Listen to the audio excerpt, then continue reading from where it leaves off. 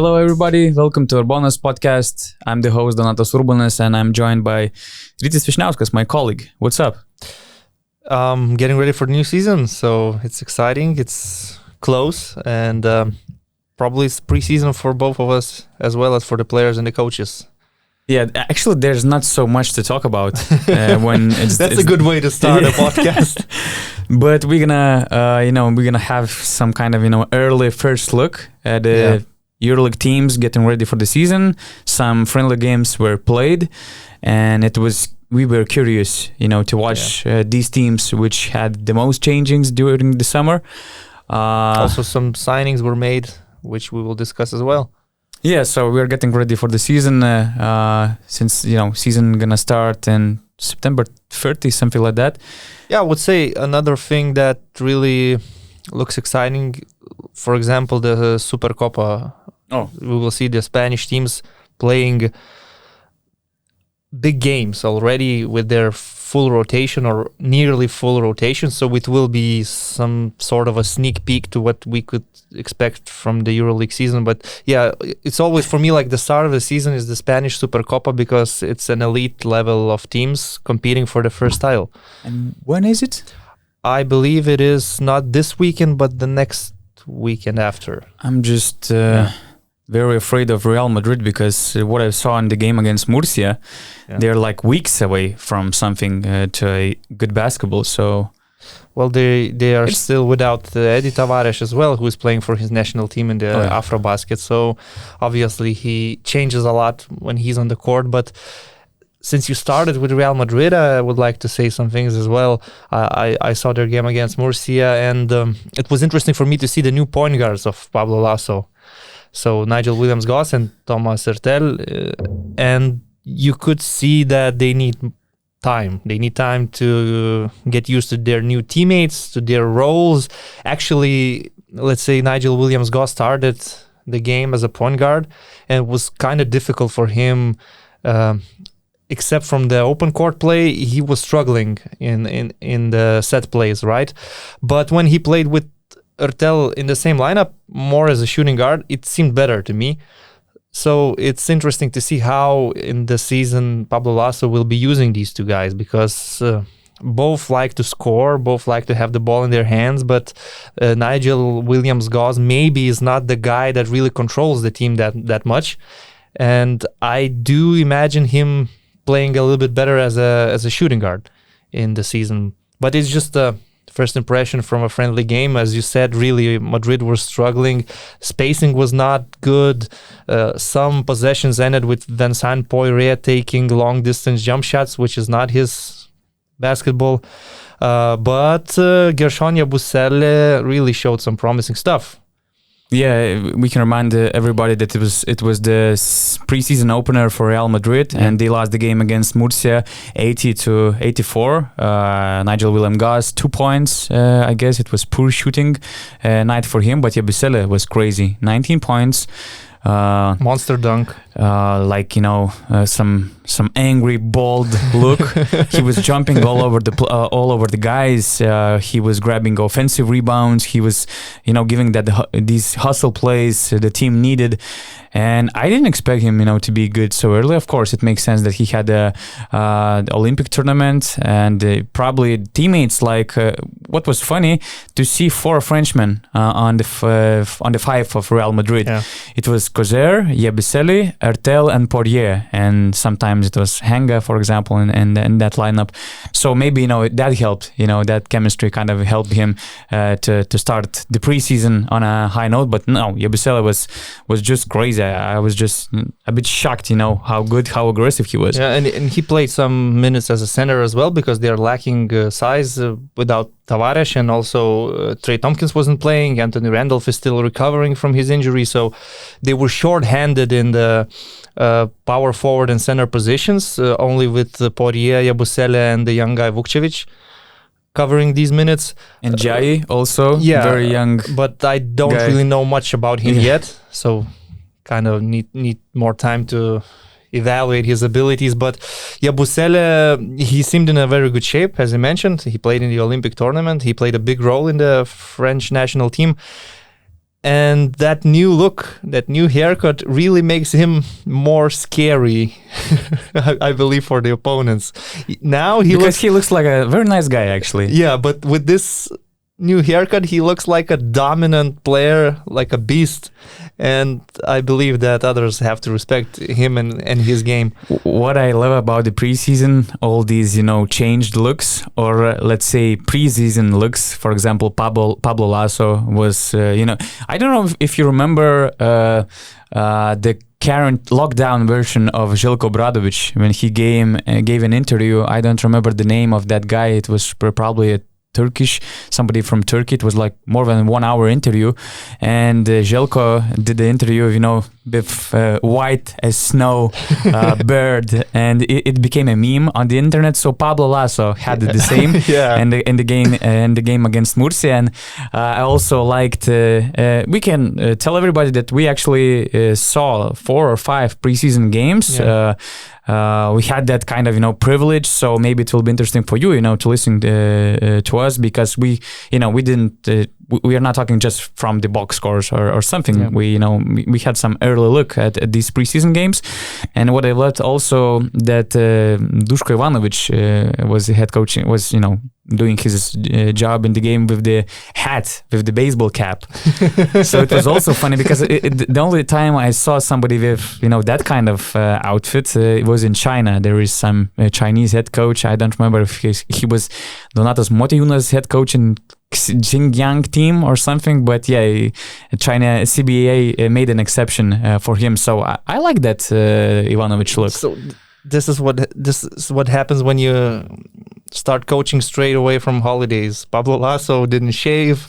Duško still has a baseball cap. It's a preseason. But still, finishing about the game that Real Madrid was involved.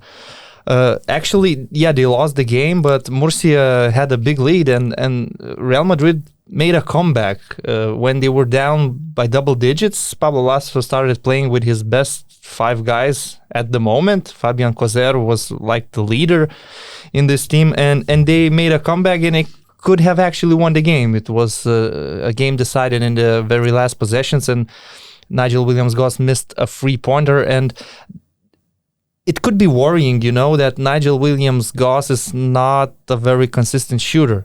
Because if you look at the guards that played for Real Madrid, successfully played in the recent years, all of them are good playmakers, but at the same time, they are good shooters. They can shoot a free in a transition, whether it's Facundo Campazzo or the better days of Sergio Llull, or you could look at Chacho Rodriguez. Chacho Rodriguez, everybody. They had kind of, Steph Curry range. They can make a shot from everywhere. And Williams-Goss, he loves to drive. He loves to play on the open court. But to ask him to make these clutch 3-pointers, let's say, it could be a difficult task. Although last season playing for Krasnodar, he was making these jump shots. His numbers were actually good. But this is a question mark about him. How will he handle his role in Madrid? Even though I like the player, and as I mentioned in our previous podcasts when we were here, that this signing is very exciting, and I believe that Pablo Laso will get back to playing his way of basketball. But again, this is not a full roster.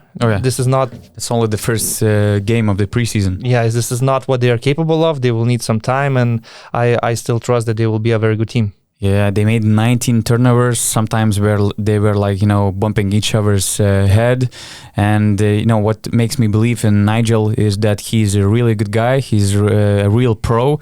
Neither of the teams had any problems with him. He has that great mentality. He's very well educated. So I think that he's going to adjust, and probably, that's going to be a difference maker experience for him. Either he belongs to the elite or not, because, it's he became, probably he was signed for the main floor general position.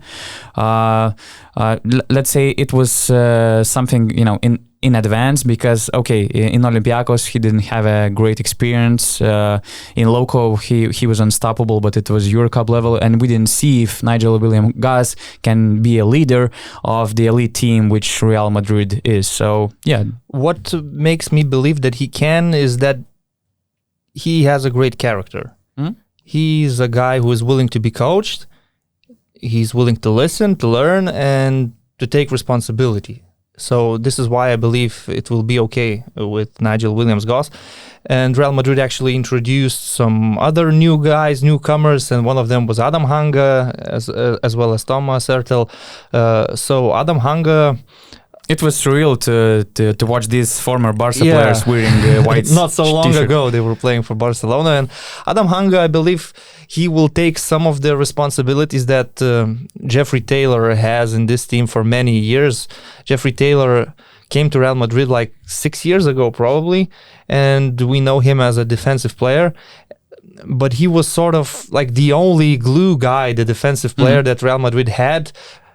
Gabriel Deck maybe in a way was something like this. We remember as well. Jonas Mačiulis was that guy also, and Andres Nacioni too. Yeah, you could say but that. It was like many years ago. But recently it was only like Jeffrey Taylor and Gabriel Deck, these defensive type of players.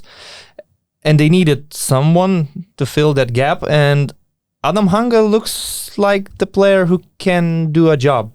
And if we imagine he will be exchanging minutes with Jeffrey Taylor, you will not be so dependent on Jeffrey's defensive abilities because you have another guy you can trust. So I believe it's a good addition for Real Madrid. Yeah, and to finish with Real probably, shout out to Murcia guys because they played a very nice game. In some moments they looked like they were on a, let's say, March shape. Yeah. I mean, that was a great ball movement, great tempo, great decisions.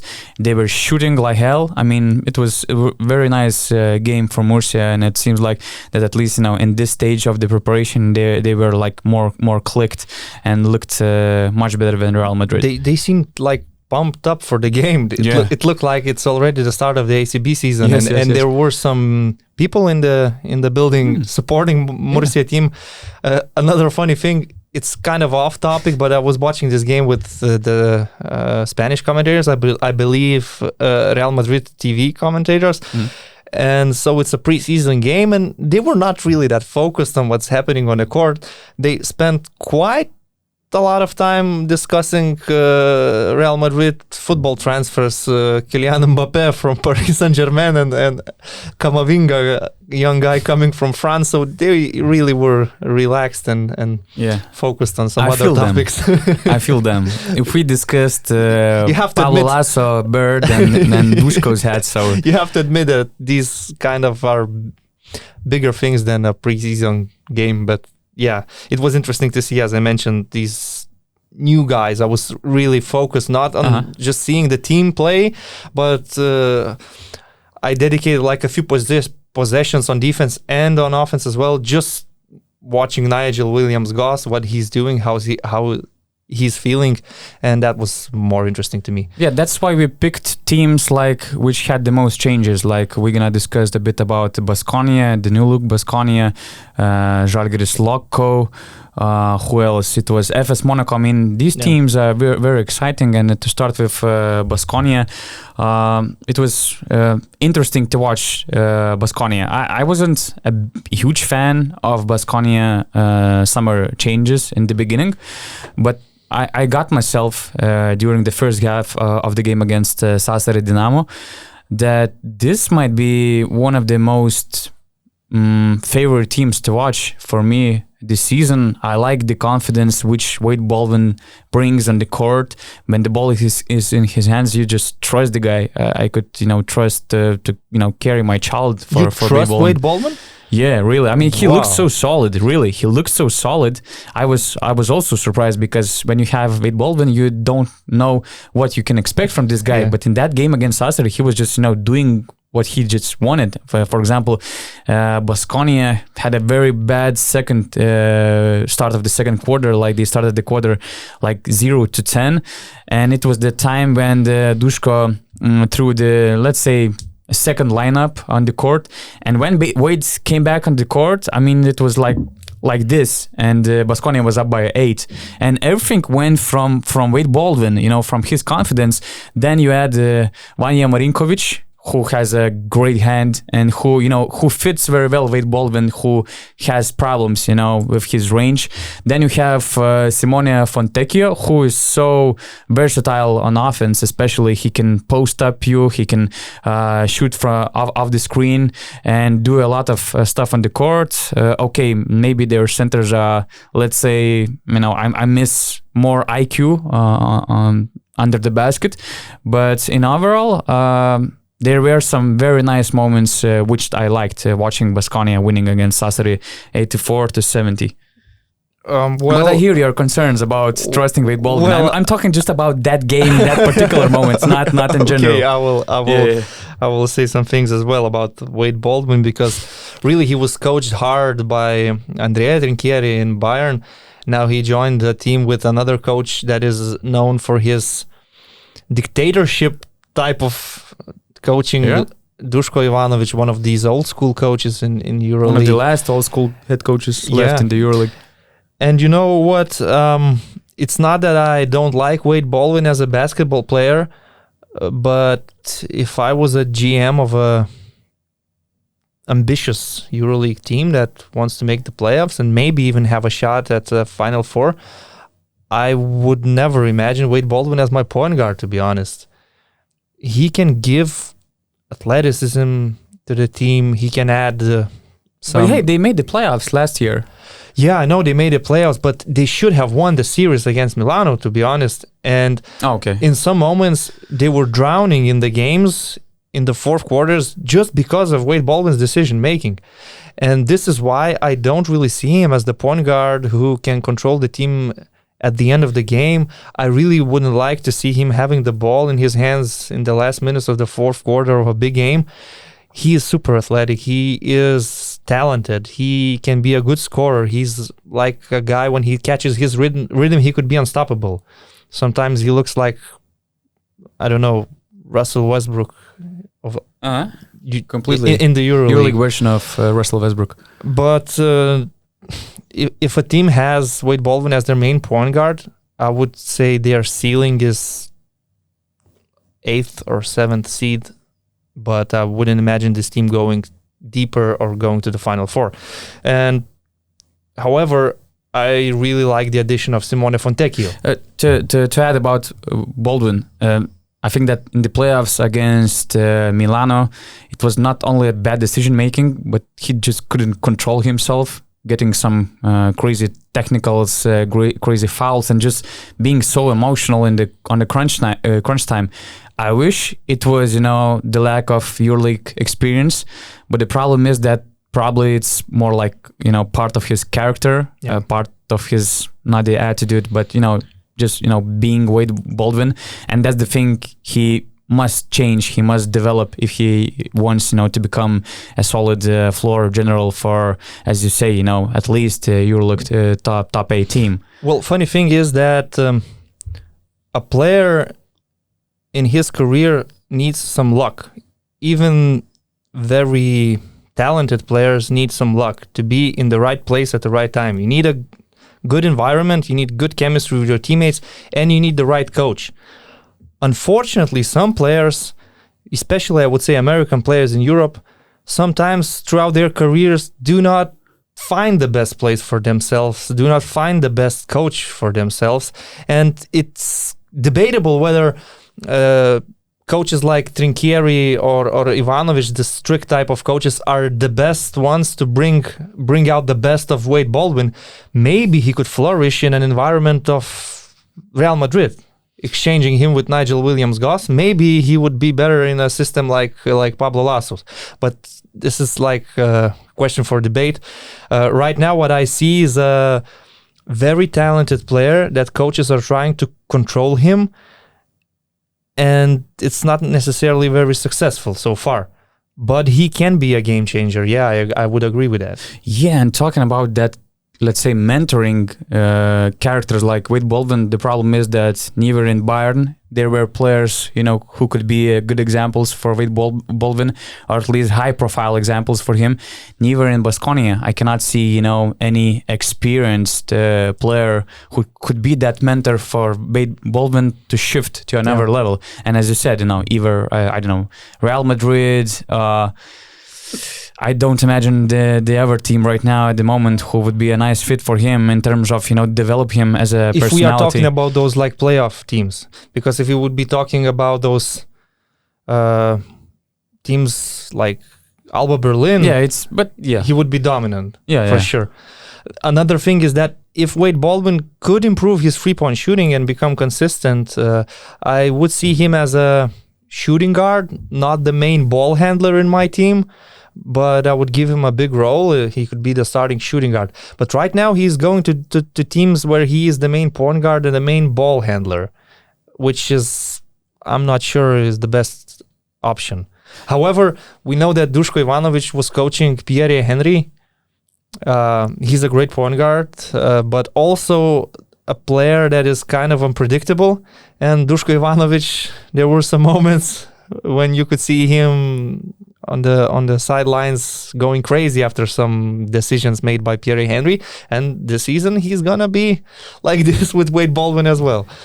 When I saw Baskonia signing Wade Baldwin, I thought that it was like a suicide move. I mean, because either Duško or either Wade Baldwin, they won't last in Baskonia for a full season, I guess.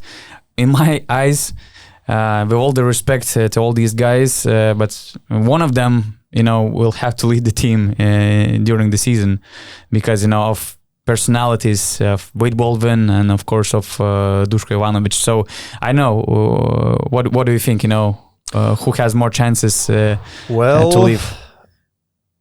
Baskonia is not known for patience with coaches, although the relationship between Duško Ivanovic and the club probably is good because he was coaching them in the past. He came back. Last season, there were some moments where you could think he might be fired because they were losing games, but they finished strongly in the regular season. They were competing for the playoffs. I would say that Duško Ivanovic could be one of the coaches losing his job during this season. There are a lot of new faces in the team. They lost some key players, and it's not that easy to replace these guys like Polonara, Henry. And they might be struggling in the beginning of the season, and knowing that Baskonia usually doesn't have a lot of patience and they change head coaches quite often, I can't imagine a scenario where they lose like 5 games in a row and Duško is out. Wade Baldwin, it would be probably quite expensive for the club to fire a player under a contract. Wade Baldwin is probably one of their higher paid players at the moment, right? Yeah. So my prediction would be like this. Duško Ivanovic, one of these coaches that will have a really difficult job in this upcoming season. However, I wanted, on a positive note, I really wanted to talk about Simone Fontecchio a little bit. I know you're a huge fan of him. I think it's a great signing, He really is one of the most improved players in the EuroLeague. If we look at what he did last year and how he played in the Olympics as well. And it's a great signing for them. Forward that plays with amazing energy. He is good on the defensive end. He's kind of a Tadas Sedekerskis also with offensive skills. Yeah. Because Tadas Sedekerskis... but he doesn't have that LeBron James body like Sedekerskis. But he has a good body and he has a lot of size. Strong. He has a lot of size and he is strong and he is smart. And Tadas Sedekerskis, for example, that is his typical stat line. He played 16 minutes and there were 0 field goals. But that is a great defense. He's purely a defensive player, but Simone Fontecchio is a two-way player. He's very skilled on offense, but at the same time you can trust him on defense, and he fits very well different defensive systems. He can play in a switch-all defense. He can play in other systems as well because he can cover positions 1 to 4. I like him because he is a guy who came like sort of out of nowhere. He had a breakthrough season in Alba Berlin. He had his He was invited by Milan a few years ago, but he didn't make the rotation. Yeah. Now he had his career contract so far, and I think he's NBA material, to be honest. Okay. If he has a couple of good seasons in Baskonia, I do see him. Do you have any comparisons to to him in the NBA? Which, makes you feel that he can reach that potential and he can be that good fit in the NBA? I mean, they're kind of different because Gabriel Deck is more physical, but I could see him going through the same path. Gabriel Deck came to Real Madrid from the Argentinian league, and he played better and better with each season, and then he eventually got his move to the NBA. So I could see him in a similar role, in a similar path. Okay. He had 10 points in a win against Sassari, 84-72. With Baldwin, 14 points. Alec Peters, 17 points, 4 from 7. Landry Noko, 13.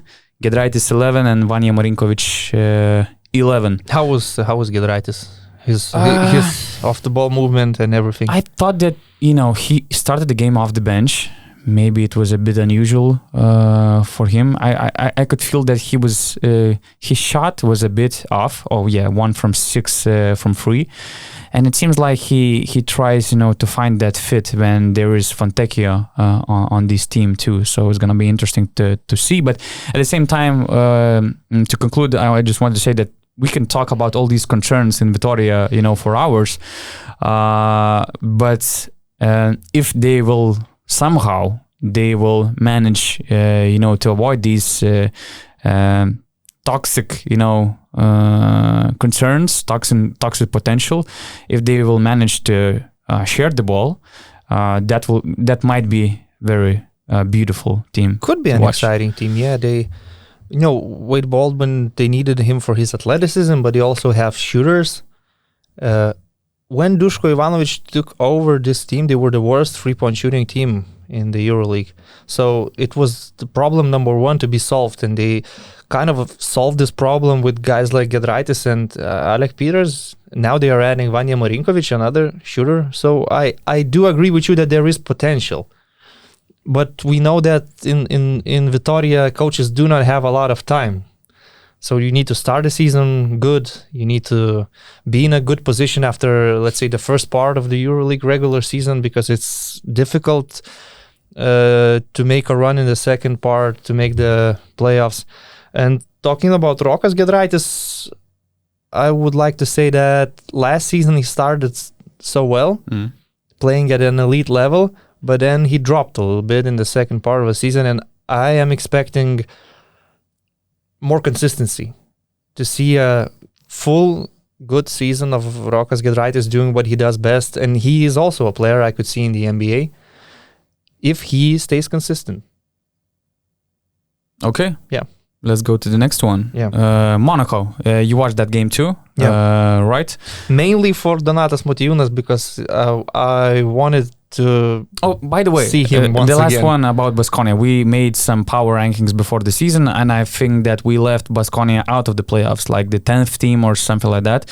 What would be your prediction? Because I can see that you also don't believe that they will make the playoffs. No, I don't. I would see them as a 10th seed, something like that. I don't think that they will click immediately, and as I mentioned, it's a different season. Last year was pandemic, and some elite teams really struggled in the first part of the season, even Anadolu, Fenerbahce as well.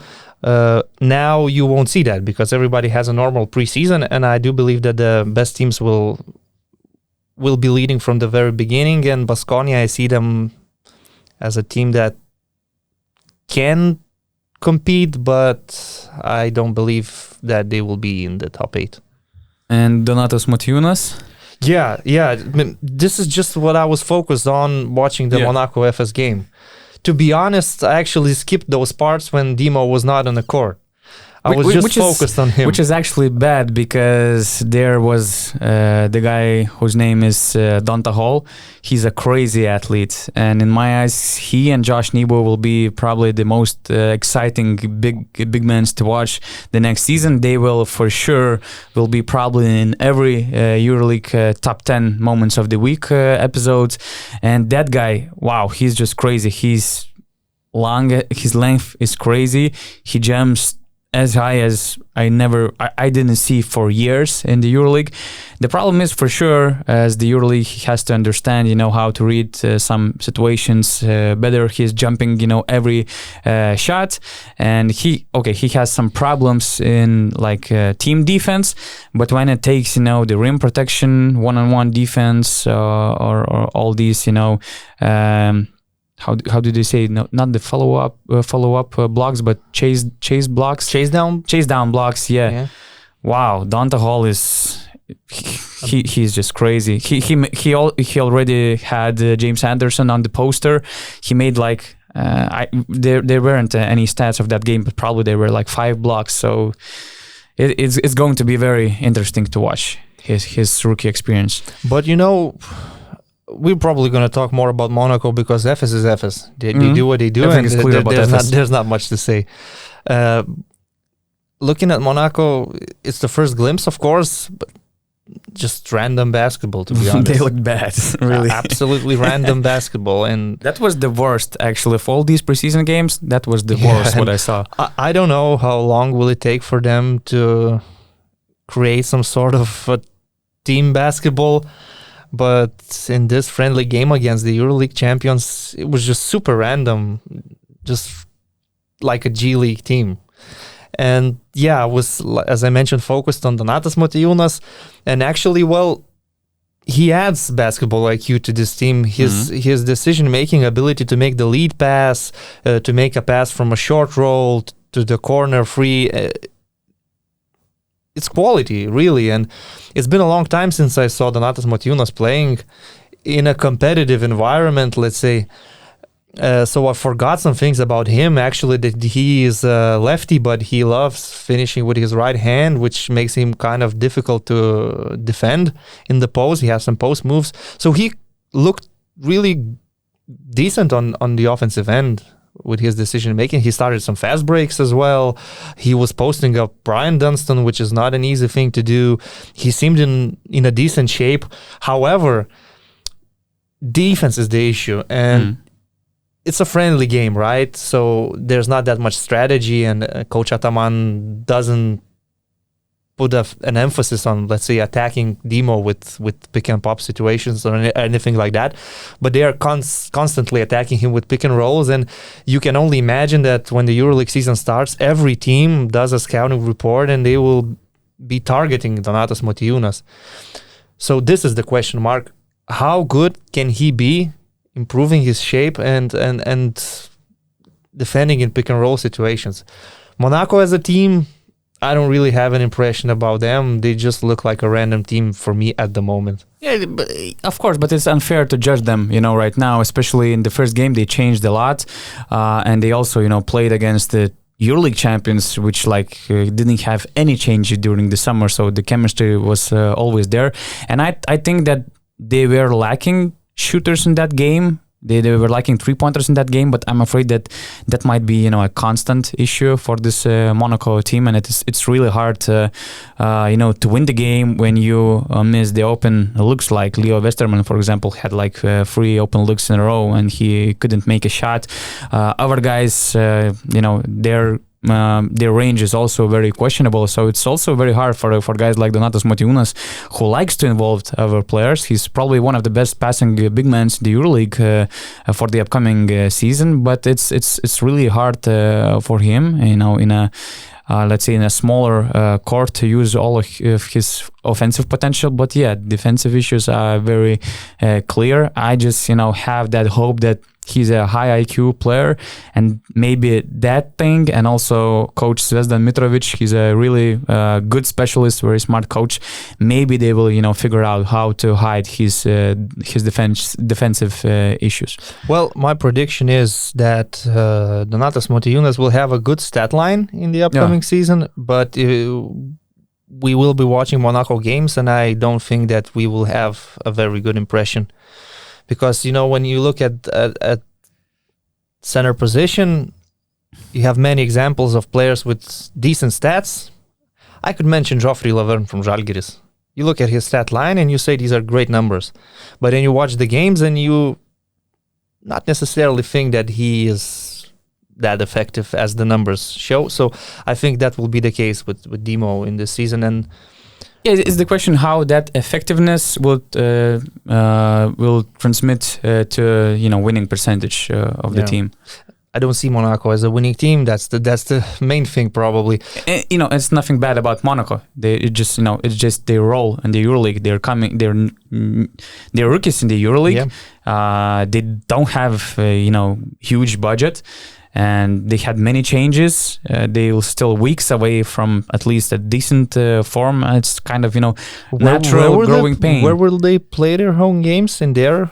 That's not clear yet. That's not clear yet. Right. Probably not in their 01.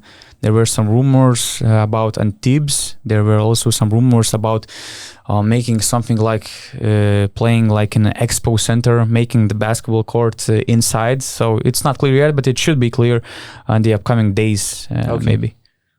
And you mentioned Geoffrey Laverne, and I had that feeling, how his numbers correlates, or at least relates, to the team chance to win the game.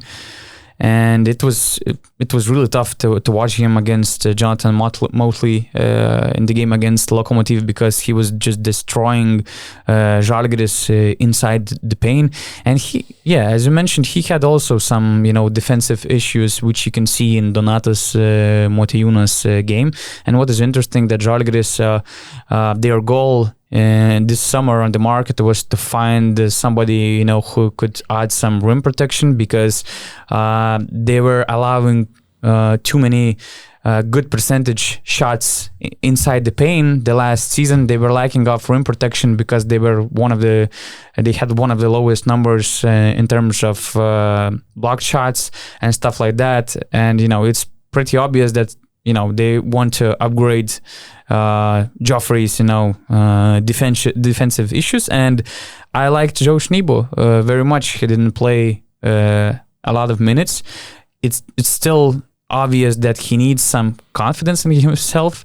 The way how he jumps, the way how athletic he is, and the way what's his character on the court, he seems to be like very nice guy. Probably sometimes he might be too nice, so he has to find that inner aggressiveness to fulfill his potential. But the way he was for example, was playing switching defense, he had 3 occasions against Eric McCollum when he was defending 1-on-1 in ISO situations.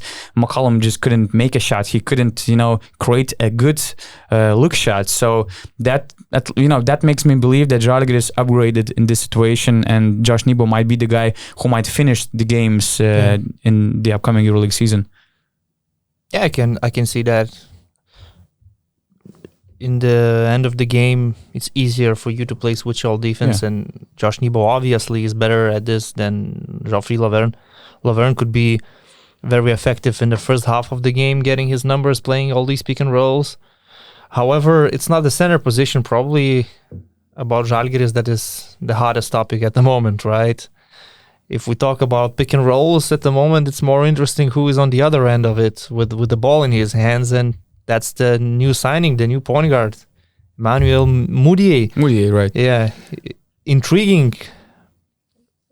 A player who was he was a big NBA prospect actually. He was quite a high 7th overall pick. Yeah.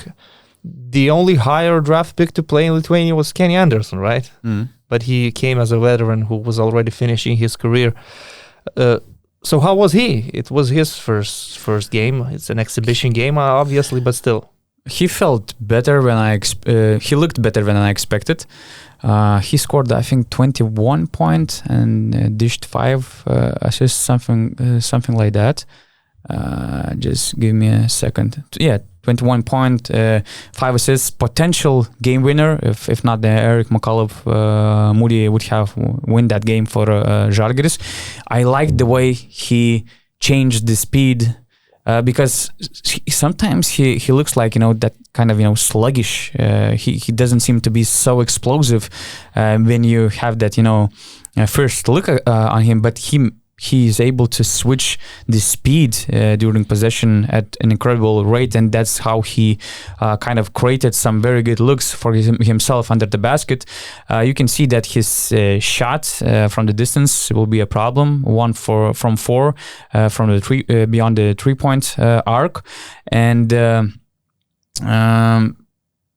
some defensive situations were questionable, especially in the closeout situations. It seems like, he's full of that American culture, to contest every shot, and Lokomotiv punished him a lot.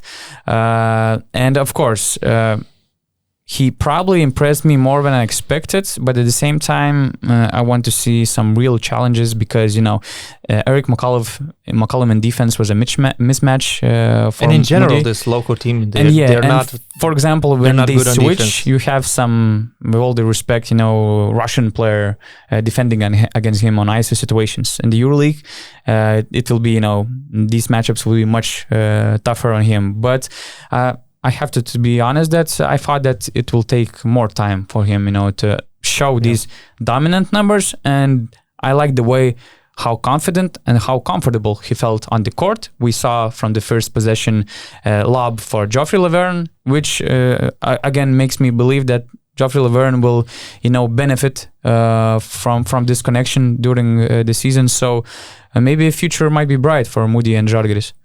He should be in a decent physical shape. He played in the summer league, but it will take time for him to learn and understand a different environment, different basketball, because EuroLeague and NBA, these are two different things. And of course, we know what he can bring to the team. And I would say, when we were talking in our first podcast, we were still discussing about who can be the new point guard for Žalgiris. There were some names thrown at that time, but I said that I would like to see Žalgiris being creative in this situation, not signing some washed-up EuroLeague veteran, not signing someone... Like Sterlings? I didn't want to say it, man. I wanted to see them being creative, to find somebody from the NBA Summer League or from the G League to risk with some player that hasn't played in Europe. These were my thoughts at the moment when I had no knowledge about their negotiations with Emmanuel Mudiay. And now I can say that my expectations are really met. This is something that I was actually expecting and hoping Žalgiris would do. Something untraditional, not usual for the EuroLeague market these days. And in my opinion, this is the type of high-risk, high-reward deal. I could see the bad scenario in which Emmanuel Mudiay struggles with the EuroLeague basketball, struggles with his inconsistent jump shot, struggles to control the team as the true floor general, the true point guard. And in the end, we would be saying that it was not successful. However, I could see the best scenario as well, in which Emmanuel Mudiay starts dominating games, turns out to be better than Thomas Walcott because he has just as much physicality. He can be just as good in one-on-one defense, and he dominates on offense, driving, scoring, actually making those jump shots, because he can make jump shots. It's just that he's not consistent. And I can see this scenario as well, in which he ends up, after a good season in Kaunas, signing couple to 2 million deal, 2 million euro per year deal with another elite EuroLeague team, or getting back to the NBA, which probably is his initial goal. So I could see both of these scenarios, which is why I'm saying this is high risk, high reward type of deal. And I hope for the best. I hope this will work for Žalgiris. Yeah, that's for sure. That's a great addition because it adds some nastiness for this Žalgiris team. Yeah. To finish about him, my only concern is that how he gonna adjust in a smaller on a smaller court, because many teams gonna play under against him, and it might be tough, for him, especially during his first season in the EuroLeague. Teams will scout him, so it's gonna be adjustment. But I like it in general. Žalgiris needs some scoring power in this roster. By the way, besides him, I'm lacking of another guy who could be, that kind of scorer. Probably Lukas Lekavičius becomes the best scorer on that team. Or Yanis Strelnieks playing pick and rolls if he stays healthy. But this Žalgiris roster, this looks like a group of nice guys. But always talking about Lithuanian teams, I expect to see some nasty Americans who can take the ball in their hands, who can play the clutch minutes, who can take the responsibility, make some tough shots. Now I see a group of really nice guys who are nice together, some veterans, some younger players. Is this a winning formula? Also having a nice coach, by the way, in Martin Schiller. Super nice team in it's a super nice environment to be in. Is it a winning environment? That's the question. And Emmanuel Mudiay can be the game changer in this case. Because if they lack somebody who can score, who can play one-on-one, who can make big buckets, he could be the guy.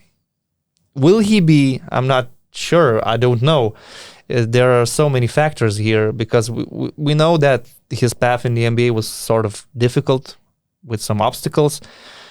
When you are a lottery pick, there's already pressure for you from the very beginning, from the rookie season, especially sophomore season. He didn't deliver in the NBA. It didn't work out for him that well in Denver, in New York. In the last few years, we kind of forgot about him, and now Žalgiris is trying to resurrect the real Emmanuel Mudiay. He's young. He's still kind of young. You cannot. He's only 25. You cannot say that he's like the veteran player that the best years are in the past. Maybe the best years are still in the future. Maybe in 2 years' time we will be seeing Emmanuel Mudiay with a solid role in a good NBA team. I think that Lithuanian listeners would love to hear your take about Žalgiris playoff chances and just your general take about this team. You already mentioned some things, but in that best Mudiay scenario, does Žalgiris is in the playoff race? Not the race, actually in the playoffs. Well, I have to be honest. If I said about Baskonia and I see them as the 10th seeds, I can't really see Žalgiris having a better roster and better chances in the upcoming season. Yes. So you put them below Baskonia, right? Probably. I mean, they had a 50% winning season last year, and if they could do that again, I think it would be great. Because this EuroLeague, like I said, will be different. FS, Fener, and others will not be struggling in the beginning of the season. They will be prepared from the very first game. So Žalgiris in this case, I don't know. I don't really see them making the playoffs or actually running for the playoffs. This is my honest opinion. Emmanuel Mudiay is the signing that I like. One of my favorite signings over the past 5 years, I would say, in Žalgiris. But others... When they signed Yanis Strelnieks, to be honest, I was disappointed. Injury-prone, veteran player. On his best day, he can be good. In the pick and rolls, he can create, he can score. But when were his best days? When was the last time you saw Yanis Strelnieks actually having a good game in EuroLeague? Probably in Olympiacos like 3-4 years ago. Probably, yeah. And his best version was in Bamberg. But right now... Strelnieks is good. He's very smart. He can pass the ball really good. He can shoot threes very efficiently. But the thing is that I wouldn't trust him as my main shooting guard. And he could be, he can contribute as a good role player. Not, probably the third most expensive guy on the team. I'm not questioning his personal abilities. I believe he's a good human being. He's a good basketball player, but at the moment I see him as an injury-prone veteran who is stepping down from being in the rotation in one of the best EuroLeague teams to a team that's, I don't know, at best competing for playoffs. And other signings as well, when you look at what Žalgiris lost during the summer and what they added, Niels Giffey, Tyler Kavanagh, could be good role players, could be good if the leaders are leading the team. They can do their job, they can do their part. But knowing what Nigel Hayes was capable of, knowing what Marius Grigonis was capable of, I'm not sure if it's enough. I cannot say that Žalgiris looks stronger this year than they were last season. They can, because they have 3 million less than the last season, so it's pretty logical. I understand why it is like that. I understand, but your question was, do I see them making the playoffs? I don't see them being better. In the best scenario of Emmanuel Mudiay, if he will be successful. I still don't see it. I still don't see them being better than they were last year. I don't think they will be. Although, of course, it's the second season for Martin Schiller, so we could see the coach improving and reacting better to what's happening on the court and preparing a game plan for every single match. Now he has his own coaching staff, let's say. He made changes in the coaching staff. Let's not forget that. He brought in his people to help him. So we will see, as always. For us, of course, Žalgiris is the number one team to follow, but I cannot say I have this feeling that it's going to be a special season. I don't think so. Also, when you see that they will be dependent on veterans, and veterans will still have a role, not only Strielnieks, Milaknis, Jankūnas, Kalnietis. Well, let's be honest, these are declining players, and in the best case scenario, I would have 2 guys like this on my roster, not 4 or 5. I agree. Who do you like more, Emmanuel Mudiay or Shabazz Napier? Because they are 2 the most exciting EuroLeague rookies. You can also watch the top 10 most exciting EuroLeague rookies on our YouTube channel, Basket News. But I remember that we rated Emmanuel as the number 1. Is he the number 1 for you? Both are very exciting signings, quite recent signings. And I really saw more games with Emmanuel Mudiay and Shabazz Napier, but I know that both of these guys were pretty big prospects in the NBA. Shabazz Napier is coming to a better team. That's my opinion, but he will also have all these same struggles that Emmanuel Mudiay will have to overcome. This is the new environment. This is EuroLeague, different basketball. He will play for a very demanding coach. For example, if we look at coaching, for Emmanuel Mudiay, it will be easier, I believe.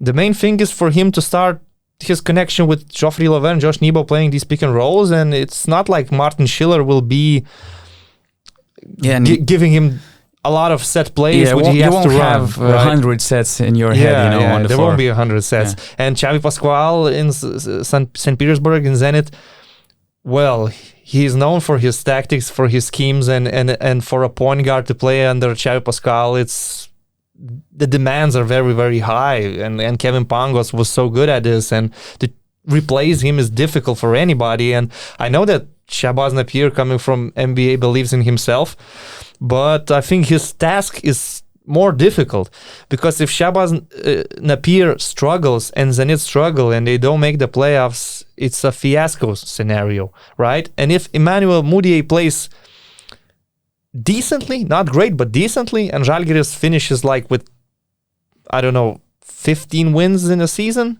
everybody would say it's okay, we can live with that. So the pressure is more on Shabazz than Mudiay. That's a good topic, because before signing up Žalgiris, Mudijay's camp kind of demanded Žalgiris that, hey guys, look, okay, he will be the most exciting name on your roster, but just don't act like you're gonna put all the pressure on his shoulders. Do not ask him becoming 20-point guy from the day one of Žalgiris training camp. It was a big issue, because Mudijay's camp wanted to put him in the EuroLeague in a right situation. Probably they couldn't, if, for example, it was an open roster space for Real Madrid, I don't believe that, that deal would have happened. And what is good about Schiller, probably, his freedom for his players and his, let's say, character, also helped, because Mudijay's camp also mentioned that Mudiay was not going to any other European team except from Žalgiris because of the conditions they provided, both on and off the court. So that's interesting, because there are big shoes to fill in St. Petersburg. But what I think that You watched NBA games. You watched more NBA games, but I think that Shabazz Napier is more suitable for the EuroLeague basketball. For me, Shabazz is a more like a floor general in terms of playmaking involving others, while Mudiay was like more of a scorer, and that's why he actually couldn't adjust and couldn't fulfill the Utah Jazz expectations 2 seasons ago. Well, they are different players. Shabazz Napier, I wouldn't call him a pure playmaker as well. He loves to score, he loves to shoot. They're different in a sense that Shabazz Napier, you can compare him to Kevin Pangos. Emmanuel Mudiay, you can compare him to Thomas Walkup. Shabazz Napier is 6 foot high, and he's smaller. He's not as athletic as Mudiay, so you can compare him to Kevin Pangos, right? Emmanuel Mudiay is 6'5", I believe, or 6'4", something like that. Yeah, so he's closer to Thomas Walkup. He's athletic. He has a strong body. He can defend. So these are adequate comparisons you can make. And also another thing which we should not underestimate. Emmanuel Mudiay, as you said, he's 25 years old. Shabazz Napier is 30 years old. Mm-hmm. He's more experienced as a person as well as a basketball player, although his NBA career was not really that successful as well. But he's not a lottery pick. He's a 25th pick, 2-time NCAA champion. So these are really different personalities and different basketball players going to very different systems and teams. But I would agree these are the most exciting signings we've seen recently. Which is good that we can compare, and probably going to compare them during the season. But the good thing is that they started their preparation pretty well. For example, Mudiay, as I said, he had a good game. I've also heard that teammates like him. He doesn't have any superstar requirements. He doesn't ask for some like sports car, some castle in Kaunas or something. He's very easy going guy, and there are no problems. Sometimes there were players in Zalgiris which you can see from their eyes that when you talk about Zalgiris Arena, about the history of the club, they just don't care, and they weren't involved in the club's history, in the club's mentality. But this is different with Mudiay and also Napier. From what I've heard, that you couldn't say that he didn't play in Europe before, from how he adjusted to the, let's say, European basketball in the preseason stage, how he adjusted off the court. And although Xavi has millions of sets, he doesn't look lost on the court, at least so far. It's very early to say. I think that they will have a bit different routes the upcoming season, but for sure I'm happy to have these NBA guys in the EuroLeague. And there are a few good examples for Emmanuel Mudiay to follow. I can see Zalgiris being a good stepping stone for his career. So we could take some examples. Sonny Weems, James Anderson. Both Americans came with no EuroLeague experience, playing only in the NBA. They had good seasons in Zalgiris. Then Sonny Weems moved to CSKA Moscow, and James Anderson, what was his next team after Zalgiris? Because he came back to the NBA. He came back to the NBA, then it was... Which was a mistake because CSKA Moscow wanted him. Yeah, and then was Darushafaga, and then eventually Anadolu. But after Zalgiris, he signed good contracts with good teams, and now he's a EuroLeague champion. Sonny Weems did not win the EuroLeague, but he was dominating the EuroLeague, playing in Moscow with Miloš Teodosic and all these other guys. So these are good examples for Emmanuel Mudiay to follow, I would say. Probably the last friendly game you have to discuss is probably the best one. CSKA 2 against Samara, right? Wow, I was surprised to see Mike James, playing that game, making 2 blocks, 5 punts. Unfortunately, his new team couldn't win that game. Well, it's like pickup basketball, Mike James is training, and if these guys ask him to join, you want to play a little bit? Yeah, man, why not? He plays. He makes. I can imagine him just working out in gym, just enjoying his time, and he was just invited, from nowhere. Yeah, why not? Well, you're paying me $2.5 million, so yeah, I can play some games. I can play a little bit. It's a funny situation, of course. We've discussed today in the morning some other examples like Tyrese Rice in Barcelona. I remember Zoran Planic being stuck in Anadolu Efes, sort of becoming a hostage. But you're a very well-paid hostage. So even if you don't play, we both follow Mike James on Twitter, so we see what he is writing, and probably his message is that 2 years, I'm going to take my money and I'm going to retire. His Twitter feed is as exciting as his game. Oh, yeah. Actually. Oh, yeah. So I just want that Mike won't retire in 2 years, as he tweeted, because we need that nastiness again, both on and off the court. I would love to see him continuing in the EuroLeague, but at the moment it seems like he will end up in the NBA probably. At least that's what NBA people were talking in summer, but probably they couldn't imagine that Mike will have these kind of problems with CSKA, which is, we can laugh, we can make fun of it, but for CSKA to have these kind of problems is very unusual. And I talked with people who work in this business for many years. They said that it's very strange that CSKA couldn't solve this issue, before the upcoming season, and nobody could see that happening, that Mike would come to Moscow, would play for the CSKA too, and it's not clear yet how this situation will be solved out. So, but at the moment it seems impossible that he would join you want him and Alexis Shved on the same team and start playing. I mean, you know me, you know that Mike James is my favorite player in the EuroLeague, so I would love to see him with Alexis Shved, without Alexis Shved, whatever. I would love to see him playing, but it does not seem possible at the moment, right? So I just want to imagine Dimitris Vatudis sitting in a room and Vatutin coming in and saying, Mike is back, man. I think that's going to be a good idea. Yeah, Mike is back. You have to deal with it. He's back. He's going to play. Oh my God.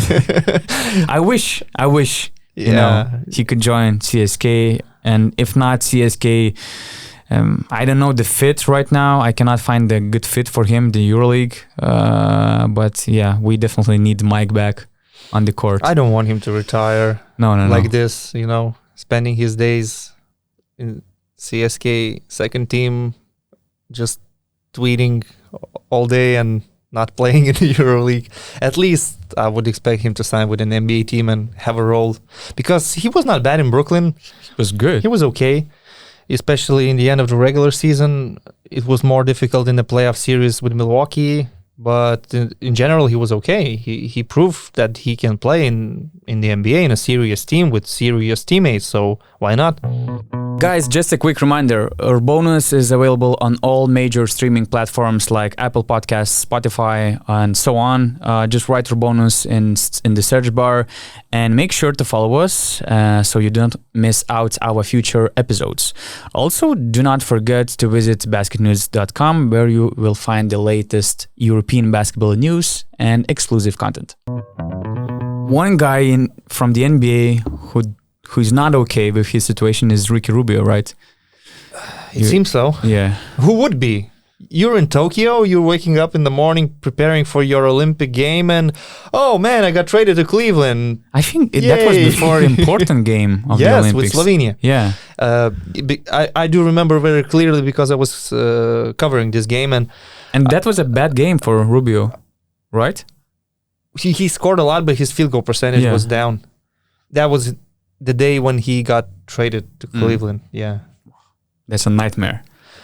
It should be like heartbreaking, I would imagine, because nothing against Cleveland, but Ricky Rubio deserved a better organization or a better shot at the championship throughout all these years. He's just super unlucky, man. He's a great player. He's actually valued in the NBA. His skills are appreciated, but he has this sort of a good contract that fits in various trade scenarios, because you need to match the cap spaces, and Ricky Rubio has a contract that actually works in many trade scenarios. He was in Phoenix. It seemed like now he found his place. He's clicking with Devin Booker. They are having a good NBA bubble. They didn't make the playoffs, but next year they could be a playoff team. It could be fine for them. Bam. Phoenix go for Chris Paul. Ricky Rubio is moved. And you cannot blame them. You know, they made the NBA finals. So they made what's best for them. Ricky Rubio ends up in Minnesota, where he started his NBA career, and he sort of feels okay with that. He likes Minnesota. Sort of. Well, he likes Minnesota. I mean, from what I read in his Players Tribune, it seemed like Minnesota became his sort of second home. So he plays there. It's not a winning team. It might get better because they have some talent. And then another summer, another trade. And now you're going to Cleveland, which is dead. Cleveland is dead. There's nothing about this team. What, Kevin Love? I mean, I just feel sorry for Ricky, and he becomes the free agent in the next summer. And I'm not really surprised that he said he will be considering offers from NBA as well as Europe. Because if you can imagine him playing in EuroLeague, he would be playing for one of those elite teams. He would have a guaranteed contract. There are no trades. You're focused on winning titles. You're leading a team. And if, let's say, hypothetically, he could go back to Barcelona, that would be amazing. I can see him playing for Shabazz. I can see him leading this team. I can see him doing a better job than Nick Kalatis does. I would love to see that. I'm not sure if it's possible knowing Barcelona's financial situation. Of course, there could be other clubs going for Ricky if he's a free agent and he's considering a move back to Europe. He's still in his prime years. His past 2 tournaments for Spain were amazing. World Cup MVP. In these Olympics, he was unstoppable, but it's just that they met Team USA in the quarterfinals and they were a bit unlucky. But against USA, he scored 37 or something. I want him back, but I think that before returning to Europe, he will, reconsider his NBA situation, and probably he might, go for a minimum contract, but for playing for a contender team, and that would be logical. Ricky deserves, NBA ring before returning to Europe, but for sure for Barca it would be a dream scenario to have their former player back. I don't remember when Kalatis' contract will expire, but that for sure would be an upgrade. I don't imagine Ricky in many EuroLeague teams. For example, if we talk about the elite teams, I don't see him, coming to CSKA and getting through that cold winter in CSKA. Not because he couldn't adjust. He played in Minnesota for so many years, but in the situation when you can choose, you choose. You would like to play at home in Spain, for sure. And at home, and he won't go to Real Madrid probably. Turkey.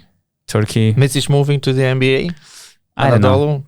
Trying. I mean, if he's coming back, Barca will do everything in their power to get him. Nikola Mirotic probably set an example for Europeans playing in the NBA. Well, not superstar Europeans like Jokic or Doncic, but players who are more simple, let's say. He set an example that screw the NBA. You can go back to Europe. You can have a good contract. You can play for titles every season. You can earn money. The difference actually these days is not that huge. If you take like $10 million a year in an NBA team, considering all the taxes depending on the state in which you play in, and 4 million euros or something like that in Europe with a 3 or 4 year guaranteed contract, and you will not be traded. You will not have to move with your family to someplace else. You will be guaranteed 3 or 4 years in a good team, in a good city. So considering all these factors and knowing what Nikola Mirotic did, I believe that in the future we will see good European players going back from the NBA to EuroLeague, not when they are aged veterans, but when they are still shining and they are still in their prime. In previous URBONUS podcast, Eric McCollum told that CJ McCollum's most favorite EuroLeague team is Barcelona, and he would love to end his career when he is done playing in NBA. He would love to join Barca and to play with Eric McCollum. So I would love to see such a backcourt with Rubio and McCollum. But with Americans it's a different story. With Europeans, they know where they're going, why they're going there. Mirotic knows everything about EuroLeague. Rubio as well. Well, for Americans, even though CJ McCollum's favorite team is Barcelona, I'm not sure he fully understands what sort of situation he would be in playing for Barcelona and what are the requirements and what is the regular season in the EuroLeague in comparison to the NBA.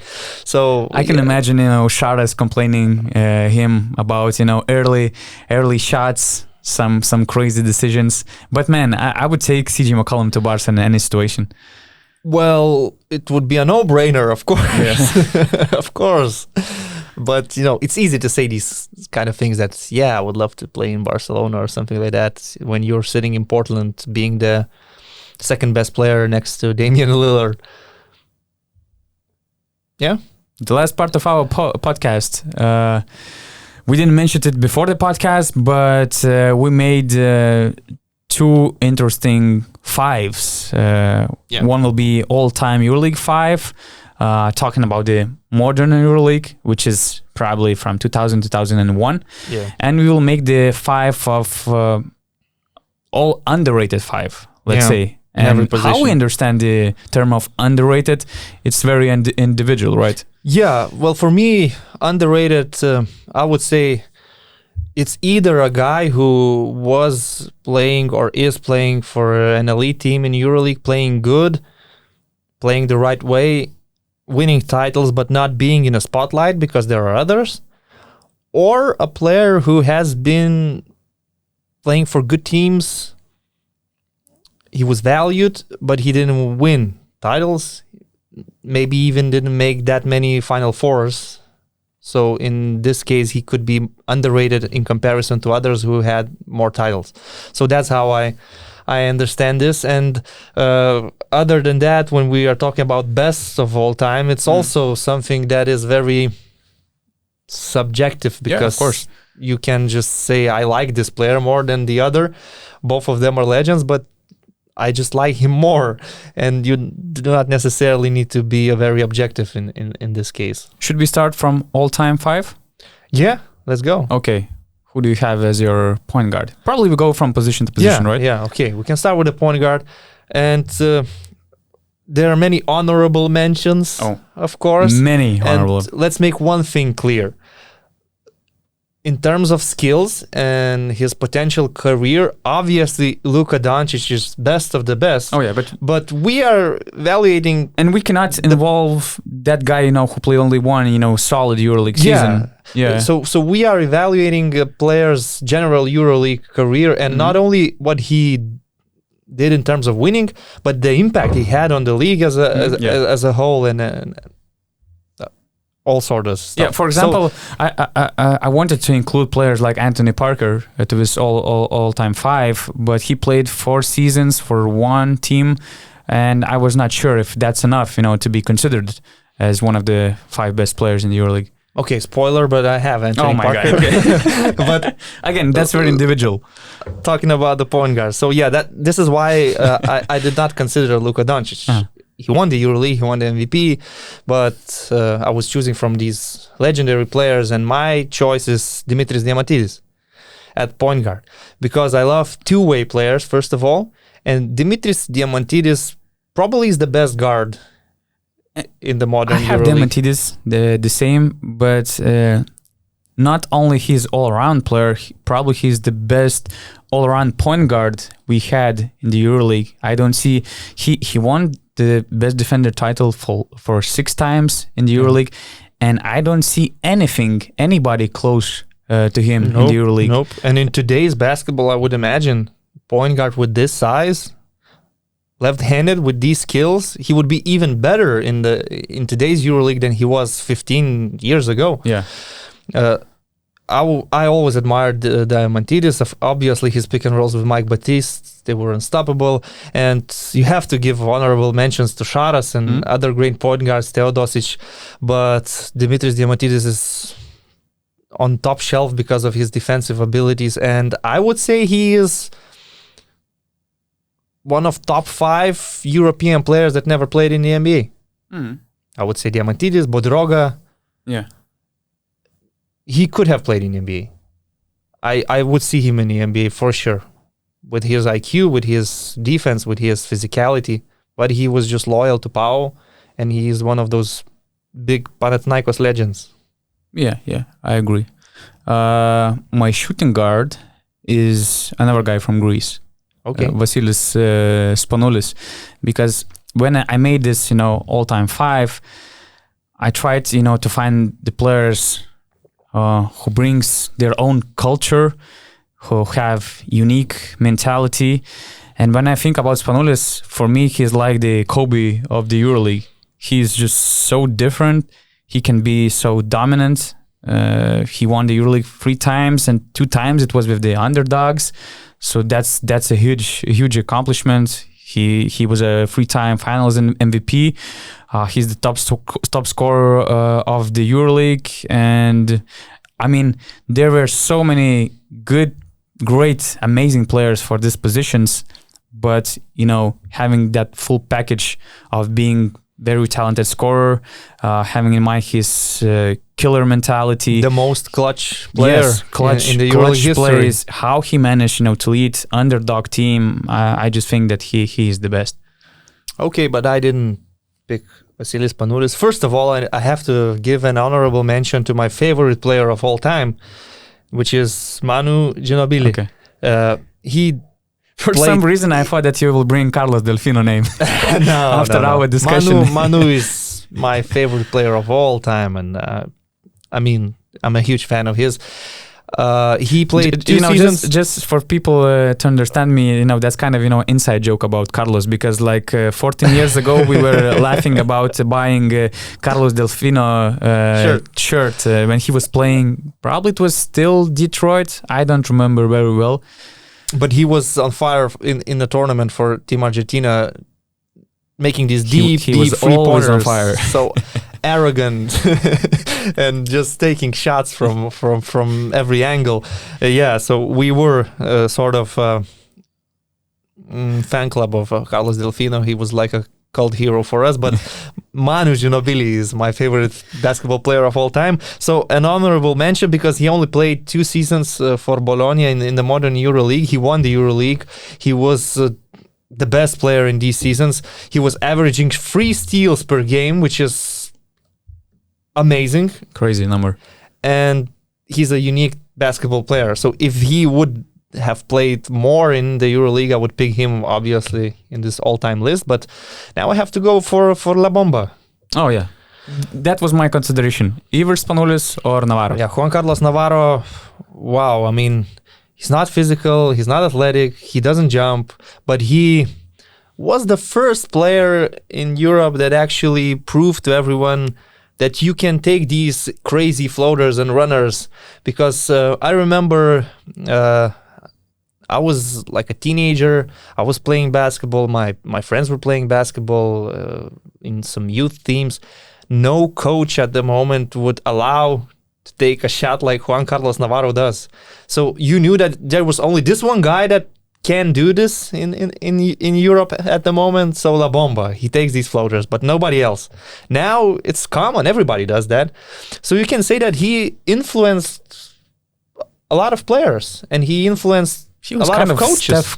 Early Steph Curry. Yeah, he made an impact to everybody in Europe, and he was a pure shooting guard, very smart, quick release, great off the ball movement. You could say he's not very good on defense, but you didn't see that as an issue because he was doing so many good things.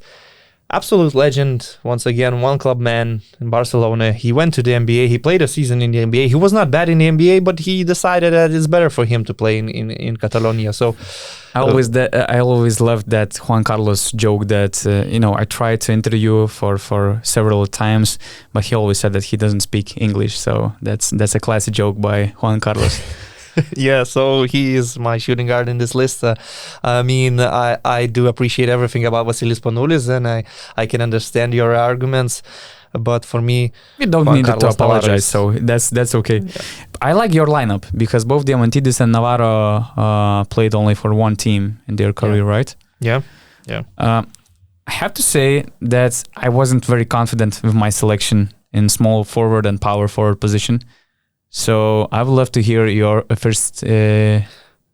So talking about the small forward, the spoiler I mentioned earlier. It's Anthony Parker. It's Anthony Parker, and I will say why.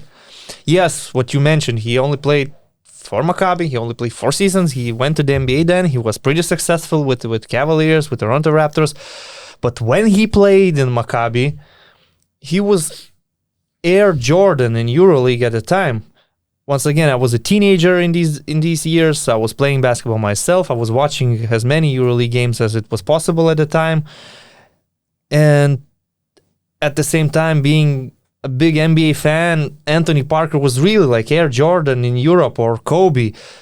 Clutch baskets, leading his team, fadeaway Smart jump decisions, shots, great decisions, dunking, high flying, everything. He had a full package. He was dominant. He was a beast. He was playing in an amazing team with Šaras, with Boston, with Vujicic, with Coach Pini Gershon, just saying, you know how to play basketball. Pizza in the practices. You do your thing. You do your thing. Anthony Parker, wow, man, he was kind of a role model for many players, I believe, at that time. You could argue he's the best American player that played in the EuroLeague. The only thing is that, he played for the best team I witnessed in the EuroLeague. I think that team, that Maccabi team, was the best team in 20 years. So that's my only concern, how... I don't have many doubts about Anthony Parker. I was just... And another thing, maybe it's not as important, but still... at that time, it was not so common for EuroLeague teams to play with NBA teams in the preseason.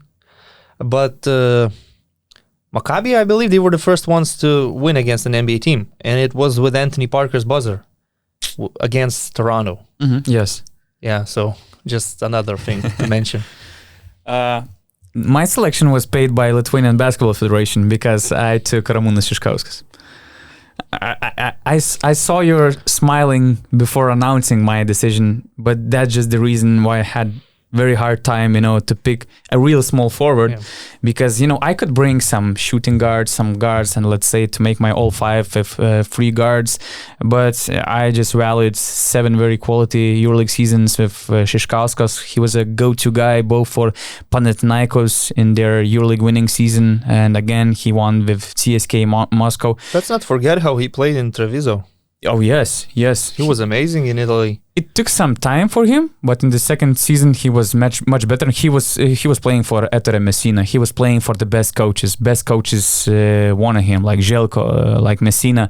He was super efficient. I was surprised that Šiškauskas was taking so many contested shots. He was making shots, with the contact. It was not easy basketball for him, but his career 2-point percentage is 55, 3-point percentage is 42. Great numbers. And he's third best scorer in the EuroLeague Final Fours, 14.7 points per game in the Final 4 games. So, Šiškauskas was really amazing. That's a strong case for a Lithuanian player. Yeah. That's a good choice. And Ramūnas Šiškauskas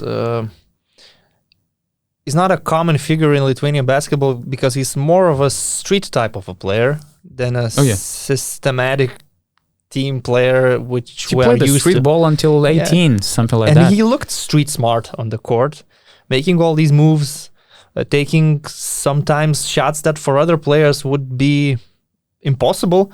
And he was a playmaker. It doesn't matter which position he covers, whether it's 1, 2, or 3. He's the playmaker. And we can remember for Lithuanian national team, because we always have a problem with the point guard position. If Šarūnas Jasikevičius doesn't play that summer, we don't have quality in the point guard position. And Šiškauskas would be the guy who can take the ball and organize the team.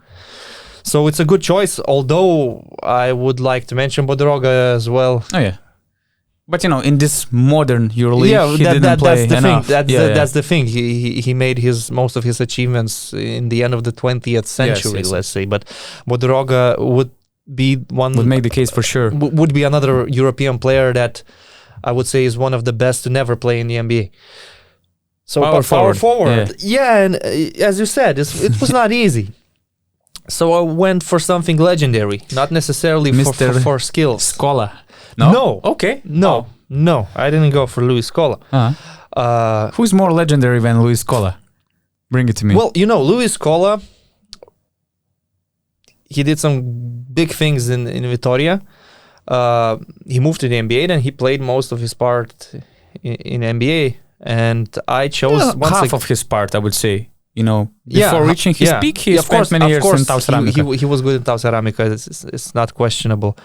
But I went for a player who retired recently as a legend, and I mean he's a Real Madrid legend. So Felipe Reyes. Wow. Talking about skills, he could make the underrated 5. He could. Yeah. But talking about skills, you could say like, but Nikola Mirotic is like all around better player. But I was taking an overall impact on a team. What he does all the dirty plays. Nobody wants to play against him. He uses his elbows, he uses his body, he grabs rebounds, not because he jumps high, but because he takes a good position and he just doesn't allow anybody else to get that rebound. And a very smart player, one of the players that won all these big things with the Spanish national team. And in EuroLeague, he only played for Madrid, once again a one-team player. Of course, he played for Estudiantes, but... All your 4 picks played... I think Anthony Parker, he played only for Maccabi, right? Anyway, you can continue, I will... So, didn't Anthony Parker make a comeback to Oli for Pini Gershon? Check on that, okay? No, he didn't, yeah. So, Felipe Reyes, you look at his numbers... Some seasons he was scoring like 13, 12 points per game, some seasons 9 points per game, but he was so consistent. You always know what he can do, and you always know he will deliver. I do not remember peak prime Felipe Reyes having a bad game. He was always consistent. Of course, in the past few years, he was more of a symbol for the team, the veteran player. But I remember perfectly clear the best days of Felipe Reyes, and I would choose him in my lineup. For example, in that championship campaign in 2016, he was averaging 10.8 points per game. So, we kind of remember him as a dinosaur in the past few years, but not so many years ago, he was making a huge impact. You could argue that in today's game, he would be more of a center, but throughout his career, he was more of a power forward. Yeah, and I took Luis Scola. I don't have a lot to say. You know everything about him. The only thing is that he never won the EuroLeague, and that's the case for most of the Tau Ceramica.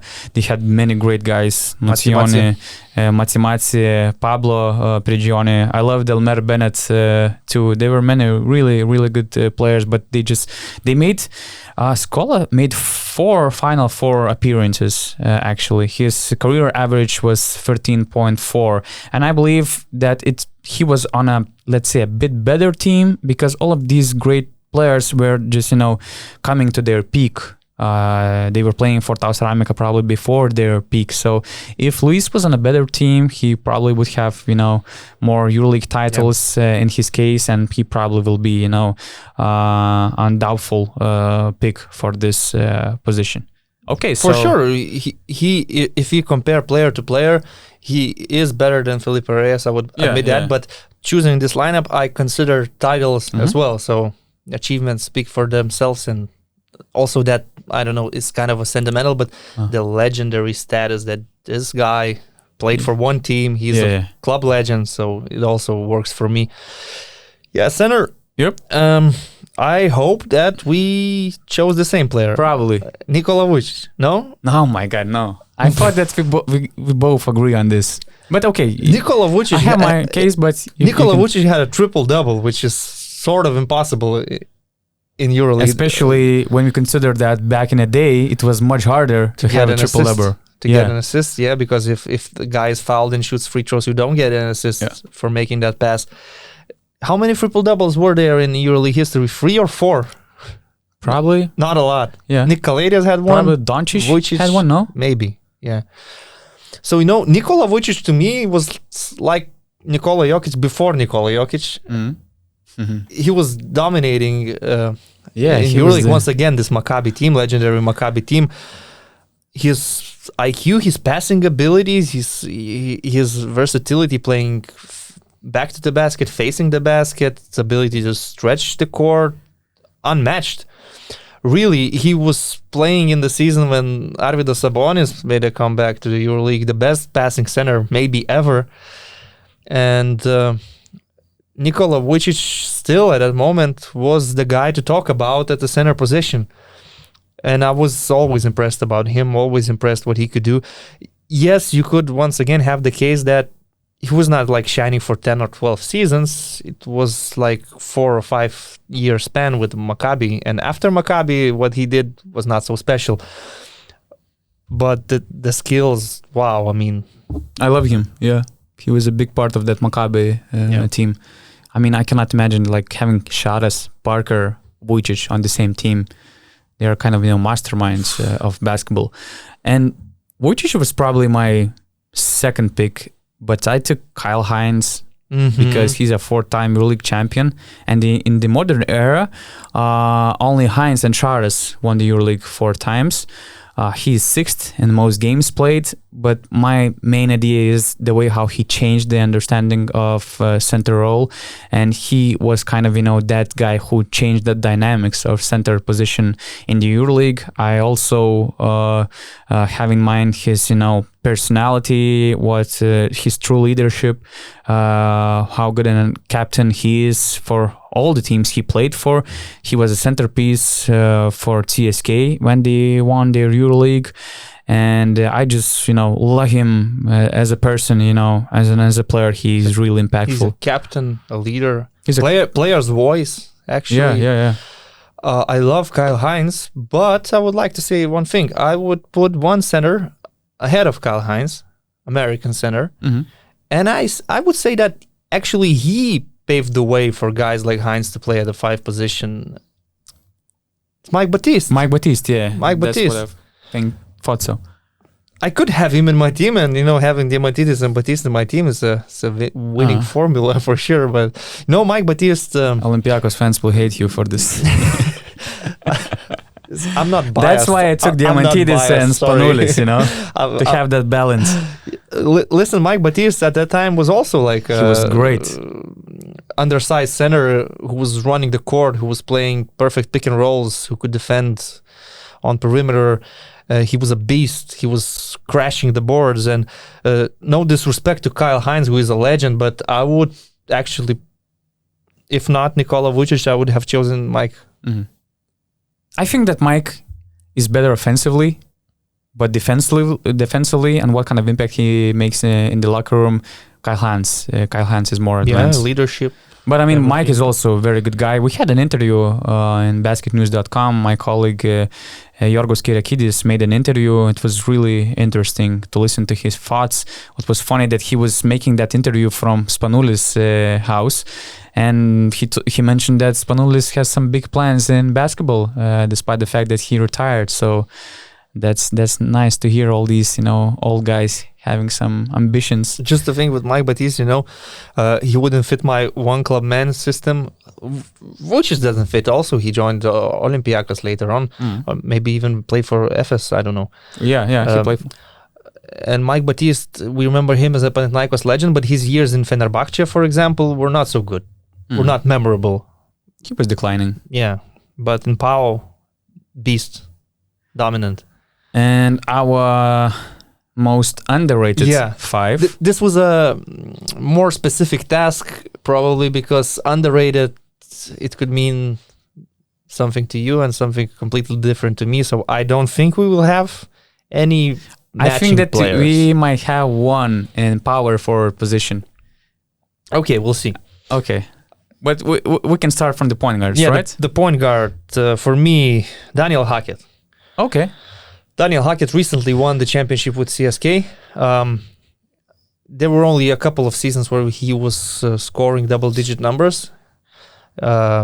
He is known for his defense, for his good character, for his leadership, for his mid-range jump shot, although he improved his three-point shooting in the recent years playing in Moscow.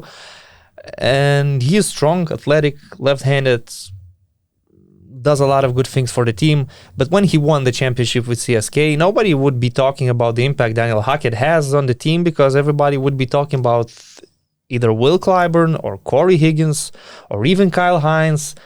not about Daniel Hackett. And Hackett, throughout his career, he played in some good teams, but not that much in the elite teams. In Olympiacos, he had a big injury. He had a good year in Bamberg when he sort of reminded everybody that I'm kind of good, you can sign me. He played for the Italian teams in Milano, in Siena.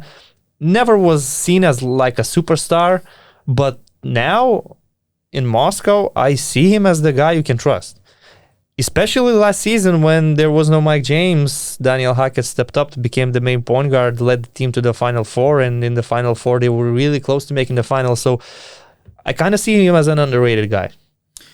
I like the second version of Hackett, because I'm not sure if maybe, I misunderstood some things, but for me it seemed like that Daniel Hackett was always a tough character throughout his career. It seemed like he has scandals. He was playing for teams who were not competing for the titles. But in CSKA, he joined them in 2018. He kind of established as the player who can contribute on a very high level for a title contenders. Yeah, he looks more mature now. And maybe, that's the impact of Dimitris Tudis. I don't know, but CSKA really reshaped his status in the EuroLeague. And I love him right now. I love his all-around game. My only regret is that he's already 33, because it seems like he started, having his best years from 2018 in Moscow. But yeah, I like your selection. I had issues with point guard position. I have issues also with my center selection. So because every good point guard is properly rated, right? Yeah, and so that's why I stole your suggestion, Kostas Slukos, because Slukas, when you mentioned his name, I was like, yeah, I was also underrating him probably all of his career. Maybe when he came to Fenerbahce, I kind of, started to appreciate what he has done in Olympiacos. But yeah, he was always, at least second guy after Vasilis Spanoulis, but he was always as important as him on that Olympiacos team. So on the Olympiacos team, he seemed like a role player, a good addition, but everybody knew that this is Spanoulis and Printez's team. And when Coach Obradovic signed Lucas for Fenerbahce, it did not seem like a big deal. Mm-hmm. You did not treat Slukas at the time as one of the best pick-and-roll players in Europe. But then Željko and Kostas proved to everybody Slukas playing with Vesely was a deadly combo, and they won the EuroLeague title with Fenerbahce. Now he's in Olympiacos. Now you can say Olympiacos is his team, because from these Greek veterans, Spanoulis retired, Printezis is not as impactful as he was, and Kostas Lukas is still very good. You can still see him as the main point guard, as the leader. So it's a good choice. Shooting guards. It seems like there's a whole train of shooting guards who deserve that spot. Oh yeah, so I took a legend, a player who is really legendary, but I'm not sure if many people mention him as one of the best shooting guards or anything like that. But to me, he's a player who would change every single game when he steps on the court. Defense is afraid of him. Everybody has to react to every single move he makes without the ball. Is J.C. Carroll. The deadliest shooter in the EuroLeague, the best American shooter to play in the EuroLeague. Even now, last season, he's already a veteran. He still does his thing. He can still change a game coming off the bench in the middle of the third quarter when Real Madrid is down by 16 points, and he can inspire a comeback with his plays that he makes. So J.C. Carroll, I always admired him. He seems to me also like a super professional. He had some injuries, difficult injuries throughout his career, but he overcame every single one of them, and he was so consistent. You look at his numbers, his points average, his shooting percentages, consistently shooting over 40%, scoring, averaging like 10 points per game, and perfect fit for Pablo Laso and this Real Madrid team.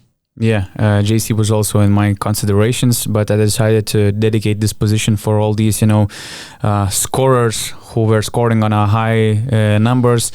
And maybe I was inspired by my colleagues Gustavas Klikna interview with Marcus Brown, but I took Marcus for that position. I just, I always admired, I remember even before Zalgiris, I admired him as one of the best scorers at that time in the EuroLeague, and he was scoring crazy numbers. For example, 20-point average in Treviso, 19.6 in FS, 18.7 for CSKA, 15.3 for Unicaja, 14.4 for Zalgiris, and Maccabi 12.3. And I just loved watching him because he was so skilled. He had such a soft touch.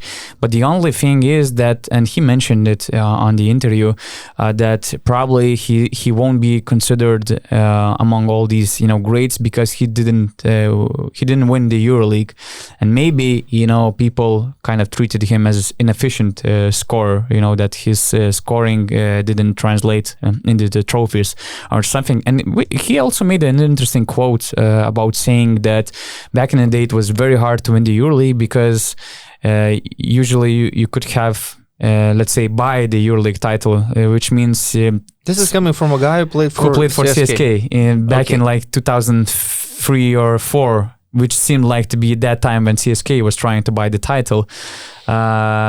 But yeah, he just said that there were some super teams, and probably he didn't consider that experience with CSKA, but he probably had in mind this Unicaja, FS, or he made a Final times. Four with Malaga. Of course, at that time he was injury prone already. He was not as impactful, but he made a Final Four with Malaga. What I like about Marcus Brown is that he adjusted his game to his body. In the first part of his career, when you mentioned he was scoring like 20 points per game, he was a slasher, he was an athletic finisher. Later, after all these injuries, when there was not that much power in his legs, he became a shooter. For Zalgiris, he was a shooter, shooting from every position. I mean, the main set play that Zalgiris had at the time with Coach Grigas was stagger for Marcus Brown. Yeah. He moves on the baseline, and he takes the 3-point shot. That was the main thing Zalgiris did. And Marcus Brown, he was like, I would say, iconic because he's also very charismatic. So we all remember all these jokes about chicken and porn with the DC Collins. Yeah, and his looks, he looks like Eddie Murphy a little bit. So Marcus Brown, great guy. Small forward. Yeah, small forward. Nikola Kalinic for me. Oh, okay. Nikola Kalinic. The fact that at 29, after having a really decent season with Valencia, he signs with Crvena Zvezda and not with one of the better teams in EuroLeague. The fact itself shows that he's underrated to me. His role in Željko Obradovic's team was crucial. He was making all these big plays on defense. He was having all these responsibilities in big games, defending the opposition's main guys. At the same time, when Fener won the EuroLeague in the Final Four, he was actually their leading scorer. Okay. Because other teams were taking risks at him, leaving him on the 3-point line, and he made those shots. We know this Serbian forward is not the best shooter, but he's smart. His shot selection is good. He can play back to the basket. You can move him to 4 position if needed, but he really is a small forward. And he's still 29 years old, and for me it's kind of strange to see him in Crvena Zvezda. I think he could be playing in a much better team. I don't think he's a worse player than, for example, Adam Hanga or Victor Claver. Maybe even better. But okay, he's a EuroLeague champion anyways, but I see him as an underrated player. I wished to see him in Barca because, as you mentioned, I also think that he deserves a better shot at the EuroLeague title after all these years with Fenerbahce. But probably he will have time, to compete for another EuroLeague title in the future. I took Pete Michael. I love him, and I think that back in the day, he was probably the best small forward the EuroLeague had, considering his impact both offensively and defensively. What makes him underrated, that he made his EuroLeague debut when he was only 29. Not only, he was already 29. He had some experiences before, but what is interesting that in summer 2007, when Baskonia signed him, he was rejected by a few very mediocre ACB teams, and he was coming after a season in South Korea, and his career was a bit in question, but Baskonia and Alfredo Salazar was the guy who believed in this project, and the same year Pete Michael became the MVP of the Spanish league finals, and I think that Baskonia won that series against Barca 3-0, and later he joined Barca, he became the EuroLeague champion, and the problem is that he just reached that elite level too late, and of course he had to retire for medical reasons. Yes, right? yes. That's a shame, but great player. I kind of remind him more in the Barcelona jersey than Baskonia. Yeah, I actually, I was kind of, forgot the fact that he played for Baskonia. If I'm not mistaken, he played in a ULEB Cup final against Ritas for Makedonico. It was his first European experience, and he averaged 21.9 points. And he played against Ritas. Good player, good choice. I like that. Power forward, you said that we maybe chose the same player? Yeah, I had the feeling. You have the feeling? Yeah. Tell me. Victor Hriapa. Okay. Victor Hriapa is my choice. But I was also considering him as well as Nikita Kurbanov, actually. Okay. Well, Nikita would put him more in a small forward position. That's the case. Victor Hriapa, former CSKA captain. One time he was in an all EuroLeague team, but mainly he was a hard worker, a little bit underrated. He was always playing next to other superstar players like Teodosic, Wims, even Kirilenko, big names, and you would never see him as the go-to guy or the biggest star on the team. But once again, consistency, experience, decision-making, very intelligent basketball player. As I remember, he had offers from other elite EuroLeague teams like Barcelona and others. He was always staying in Moscow. He was feeling good there. He retired there. He had a stint in the NBA, which was not very successful. But he was really a power forward that fit any system.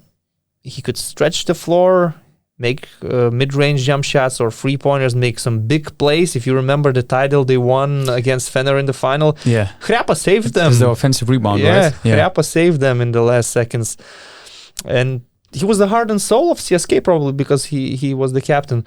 So there are not too many superstar Russian players. Mm-hmm. Russian teams are good because of their budget and the players they sign, but not because of the level of these Russian players. But Victor Hriapa is one of these standout personalities, I would say. Yeah, the only regret is that I think that he finished his career or earlier when he wanted, or let's say not in a way he wanted. Yeah, because he had in some a way, conflicts probably. with Itudis. In the last season, he was right. just a bench warmer. Yeah. And sort of the same thing happened then with Vorontsevich as well. But Victor Hriapa in his best days, he was one of the key players for CSKA to win titles. Yeah. Well, maybe we didn't agree on a player, but at least we agreed for the team for this position, because I took all good Motiejunas for this position. I loved him. I remember he was one of these early stretch fours back in the days, and he was helping CSKA a lot. And they had stars like, Shishkauskas, Trajan Langdon, J.R. Holden, Wonderpool. There were many, many great players on that team. But Smodis was always doing his job. He was very consistent with his three-point shot, 40% career average, 56% two-point shot percentage. He was always a bit dirty, always humble, tough, passionate, emotional, and he's a 3-time EuroLeague champ. So I just remember him with a smile. I don't remember if he was a good defender, but he was always tough. And watching all these stars on CSKA, Smodic was my most favorite guy. I remember very well that Final Four in 2006, probably, when they faced Maccabi once again. But it was a different Maccabi. With Willie Solomon, right? With Willie Solomon. And Smodic made some crucial baskets, some three-pointers that changed the game. And he was clutch. And in that season, actually, CSKA had problems because David Anderson went out with an injury. They had to sign Thomas van den Spiegel. They had to depend more on Savrasenko. And Smodic as the power forward in the Final Four was amazing. So also a good choice. I agree, even though I did not really consider Smodic. I was just thinking Hrepa straight away. He fits my description of underrated. Okay. So does the center for me. Once again, Moscow, although he played in other teams as well. He didn't win a EuroLeague title. That's one thing why he might be underrated. And he didn't play that many seasons in Europe. He played some in the NBA as well. Another reason why you could say he's underrated. But in my opinion, he's one of the best post players that EuroLeague has seen, the modern EuroLeague has seen, playing back to the basket. He was just sometimes unstoppable. It's Nenad Krstić. Oh, yeah. I had it in my consideration. You wouldn't say that he's a EuroLeague legend. He has no EuroLeague titles. But yeah, he was a dominant center in these seasons for Moscow. In Anadolu, he was older. He was not that great anymore. But for the Serbian national team, also he did a lot. So I chose Nenad. I was not very confident with my selection, but I took Gustavo Jon. Because the way how he contributed to that team, because when we have Real Madrid in mind, we always think about all these perimeter guys at first. They were always loaded with great guards, with great shooters. And what is interesting about Jon, that he was never, he was a good shot blocker, rim protector, but I know that by some coaches, he was never considered as, that great defender. But he fit that Real Madrid style very well because he could, run the floor. He was pretty fast. His length helped that team. And he won the EuroLeague twice. First time in 2015, I guess, or 16, and then again with Luka. And, he just managed, to fit that team. And I think he was a really important piece for that Real Madrid team. Come to think of it, your choice is actually better than mine. Okay. I would agree that Gustavo Jon... I'm surprised because it was my last minute call. No, but I agree that Gustavo deserves a mention in this. And nobody talked about him enough. Yes, you are right, because this was like Chacho's or Sergio Yul's team, then Doncic's team. Even in the Final Four, the first Final Four they won, Nocioni was shining, and Nocioni became the Final Four MVP, and Gustavo Jon was a good center. Mm-hmm. Probably underappreciated a little bit, but he was playing for like 5 or 6 years in Madrid. Yeah, he spent a lot over there. Okay, yeah, that's a good one. So this is it, right? Yeah. You can offer your... Actually, yeah, you can offer your, for sure. But I would like to say that before this podcast, we were not sure with Donatas whether we will manage to cover at least an hour because there's not that much to talk about. But huge mistake again. I see... Almost 2 hours. I see it's almost 2, so... yeah. I have to say that the beginning was like Real Murcia, 0-10. Flow was... I don't know what do you think about the flow. It's been a while.